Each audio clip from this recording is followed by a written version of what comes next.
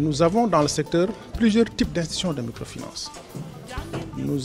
Mais les plus répandus, c'est les institutions de type mutualiste d'épargne et de crédit, comme la MECAP. Donc nous avons également d'autres institutions de microfinance de type société anonyme. Maintenant, chaque institution de microfinance a ses propres cibles et ses propres centres d'intérêt en termes de produits et services. Donc les produits et services sont déterminés surtout en fonction des cibles qui sont définies donc, par chaque institution. Nous voulons rendre grâce à Dieu pour nous avoir permis de procéder à l'inauguration du siège de la MECAP. Il faut dire que c'est un vieux rêve qui est devenu réalité.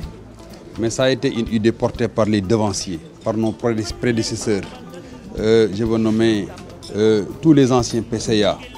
Nous nous exerçons jour et nuit à être leur digne continuateur. Et l'inauguration de ce siège également revêt une double signification parce que après 22 ans, la MECAP a traversé beaucoup de difficultés, mais l'inauguration de ce siège vient répondre à des préoccupations majeures. Je fais partie des pères fondateurs de la MECAP. C'est nous qui avons eu à mettre en œuvre avec la direction générale de la Poste et Mme Sek, Saoudatou Ndiaye Sek, qui est là, à mettre en place cette mutuelle. Je me souviens de notre première grande interview, c'était dans une émission phare à Saint-Louis, à la gouvernance de Saint-Louis. C'est au cours de cette réunion que Mme Sek est apparue à la télé pour présenter la mutuelle. Aussitôt après, le président de l'époque a fait des recherches pour dire c'est celle-là qu'il me faut comme ministre de la microfinance. En fait, l'anniversaire de cette année revêt un caractère assez particulier parce que ce matin, on a inauguré notre nouveau siège. Donc c'est un anniversaire assez symbolique et il fallait donc entre acteurs nous réunir pour nous lancer de nouveaux défis. La fête s'est très bien passée, nous en avons profité également pour honorer les anciens qui ont quand même fait du travail remarquable que nous avons poursuivi, mais également nous avons distingué les agents qui se sont les mieux illustrés durant l'année. Donc nous avons décerné le prix de meilleur agent de l'année, meilleur chef de guichet de l'année, en guise de motivation des concernés, mais également pour inciter les autres à faire les mêmes efforts.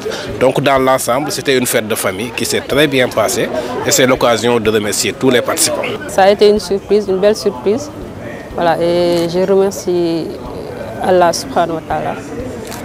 Et je remercie aussi monsieur le directeur de la MECAP et les agents aussi qui sont derrière nous.